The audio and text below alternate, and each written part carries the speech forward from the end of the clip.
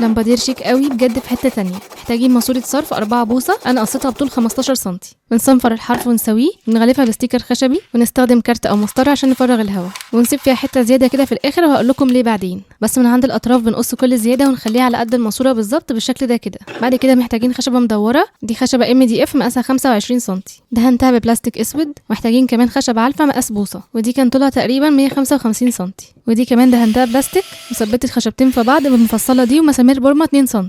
بعد كده استخدمت ليد بروفايل وثبته على الخشبه كده من ناحيتين، يعني حرف يو كده. بعد كده بقى نبدا ندخل المواسير من فوق. طبعا اول واحده من تحت دي دخلت فيها الترانس وثبتها بمسمار في الخشبه، ونلزق الاستيكر اللي كنا سايبينه زياده عشان نداري المسمار. نثبت الماسوره التانية فوقيها كده بس عكسها بنفس المسمار اللي استخدمناه مع الخشب. نلزق برضو الاستيكر الزياده ونكمل باقي المواسير بنفس الطريقه كده. بقت جاهزه بجد، طلع شكلها خطير. شوفوها بقى تحفه ازاي في الضلمه، اضاءتها خفيفه بس منوره بمكان وعامله جو لذيذ قوي.